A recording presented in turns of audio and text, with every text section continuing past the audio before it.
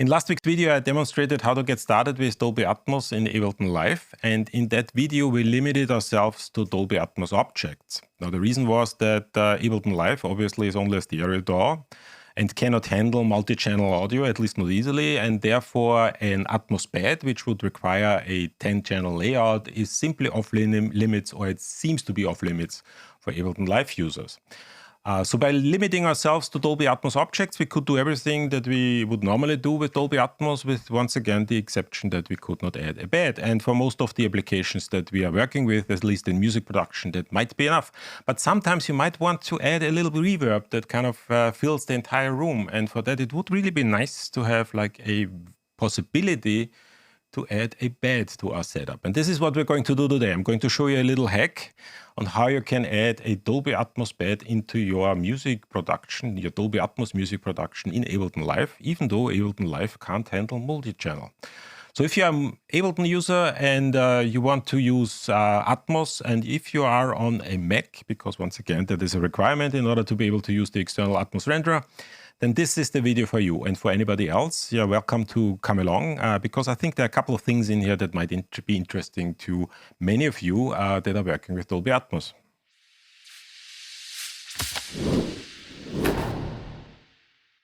But first of all, hello everybody. In case you're new here, my name is Michael Wagner. I teach at the Antoinette Westphal College of Media Arts and Design at Drexel University in Philadelphia.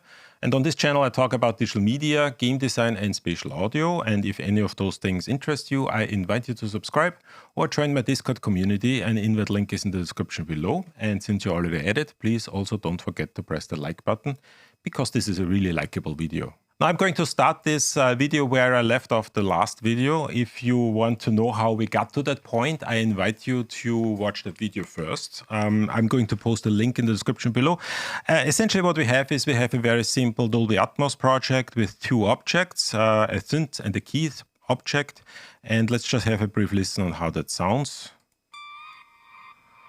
And these two objects are essentially routed into the Dolby Atmos renderer, external renderer, as objects 11, 12, 13, 14. And, kind of everything is working fine. The only thing that we obviously don't have is we don't have a bed here. So the first 10 channels, which are normally the Atmos bed, are not active. And the reason for that obviously is because we don't have a multi-channel setup in Ableton Live. Now this is exactly what we're going to kind of work around. And we are going to actually add a multi-channel bed to Ableton Live. Now the way we're going to do that is a little bit of a hack, and but it works surprisingly well. So if you follow me along, you will actually see that things are working quite nicely. We do need two particular pieces of software. The first one that we need is Bidule. So for those of you who are not familiar, Bidule is a modular audio software that you can use as a VST or a plugin host within other plugins or within a digital audio workstation. And this will actually allow us to add a multi-channel plugin to Ableton Live through the use of the capabilities of Bidule. So that's the first thing that we need. The second thing that we need is a Atmos capable reverb. What we're going to do is we're going to simply add a reverb to the object tracks that we have, and we are going to route that reverb into our Atmos bed setup or into our Atmos bed channels. And for that, we essentially need a Atmos capable reverb. Now the reverb that I'm going to use comes from Liquid Sonics, and I'm going to use HD card simply because I already had it. Many people in this profession essentially like the cinematic rooms reverb. That's a very popular one. However, be aware that it's quite expensive. But there are many softwares from Liquid Sonics that kind of work. They are kind of converting all their reverbs to multi-channel reverbs that are Atmos capable, and they're actually really good options for what we want to do today.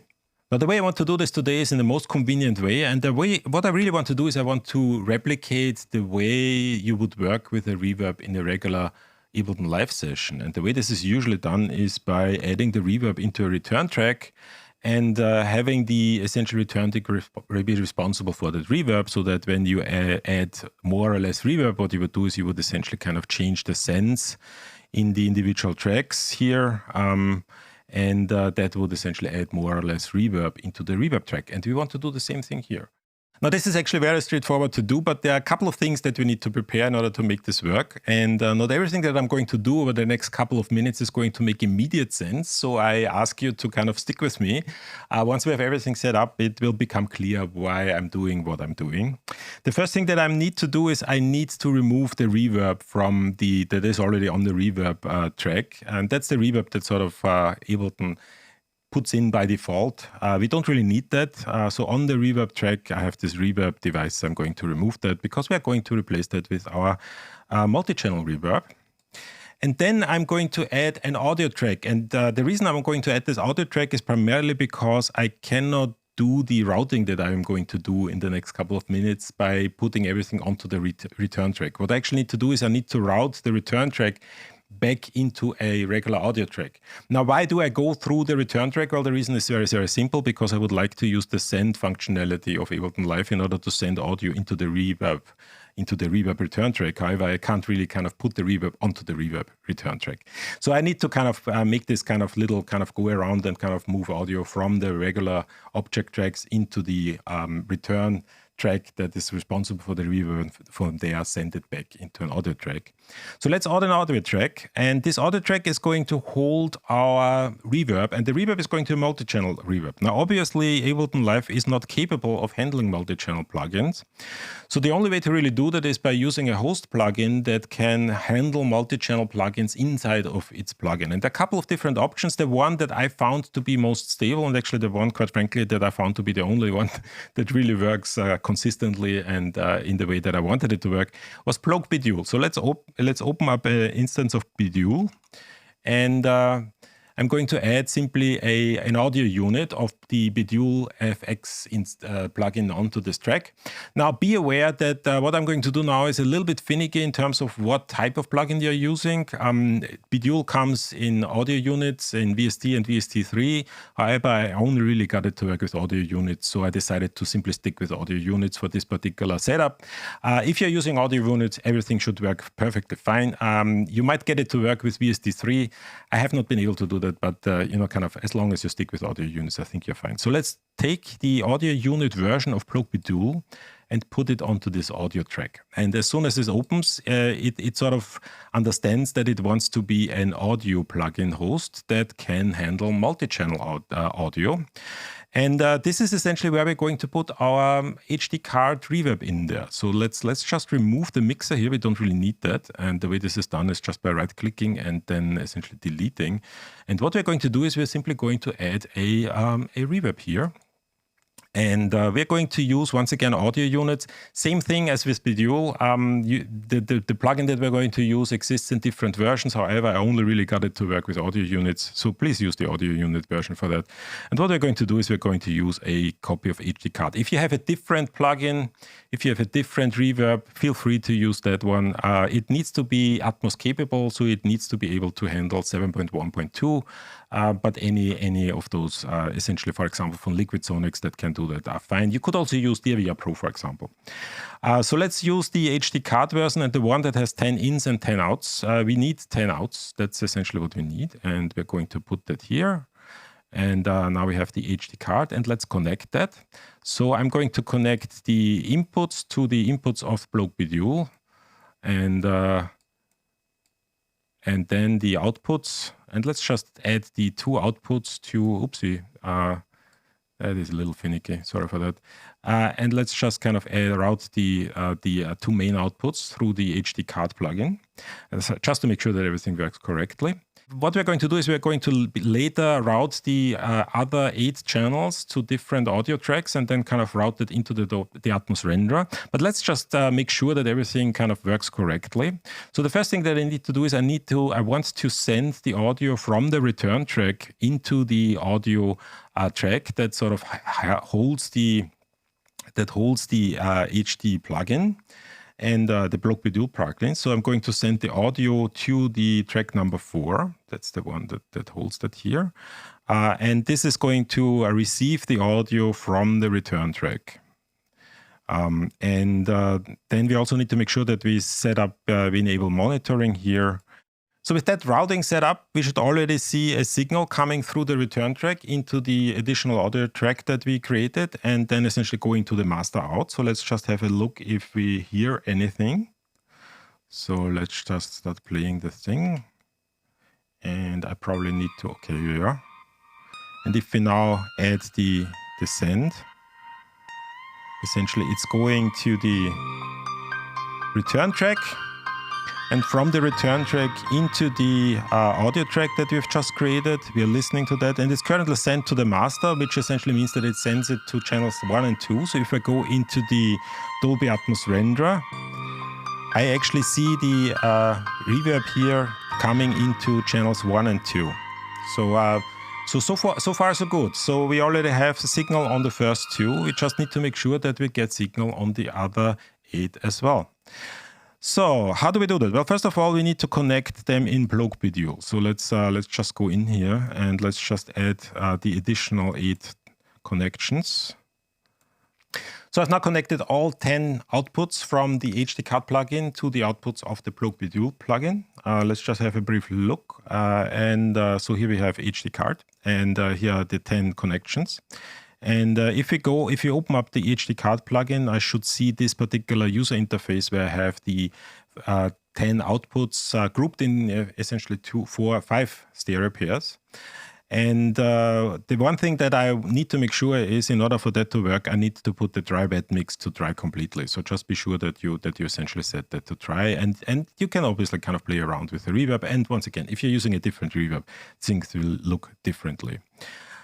So the last thing I need to do is I need to make sure that these additional outputs are now routed into the Dolby Atmos renderer. And in order to be able to do that, what I'm going to do is I'm going to add 4 additional helper tracks. So let me add 4 additional audio tracks. So we're going to add 1, 2, 3, 4. Let's just rename them. And this was bed 1, 2. And the last 2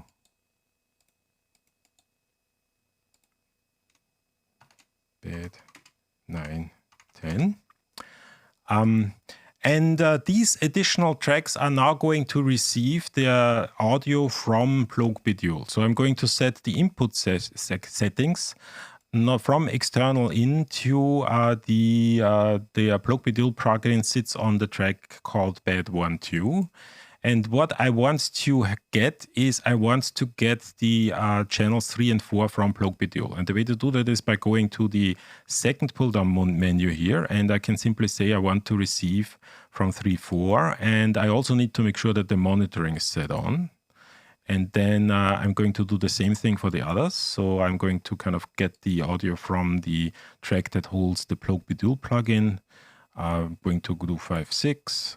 Same thing here. Bidule 7, 8. Same thing here. And 9, 10. And once again, we need to set the input monitoring on. And by now, essentially, I should get audio into all of those five tracks. And they should come in from the individual channels from the HD card, but they all routed currently into the master out. Let's just have a brief listen on if everything is set up correctly. Let's just kind of...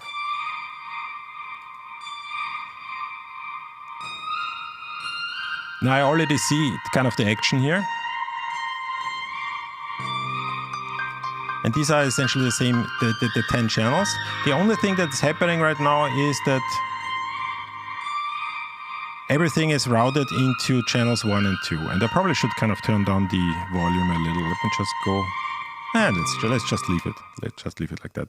So I just need to make sure that they are routed to the correct channels. And the only thing I need to do for that is essentially instead of sending the audio to the master, I'm going to send it to the outs directly. And in case of the first 2, I'm going to send them to 1, 2. I'm going to send that to 3, 4. I'm going to send the next one to 5, 6.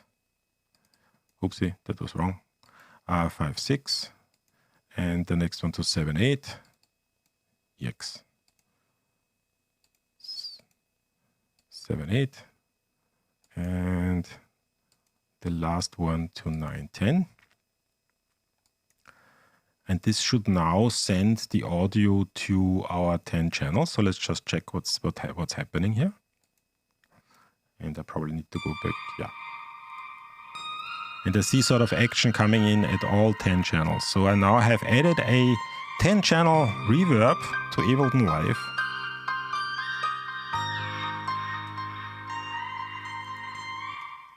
So now let's just clean things up a little so that things look a little bit nicer. So what I'm going to do is I'm simply going to group these 5 tracks that I'm having. These are really helper tracks. So let's just go in here and select those 5 and say, let's group those tracks. Group tracks, here we are.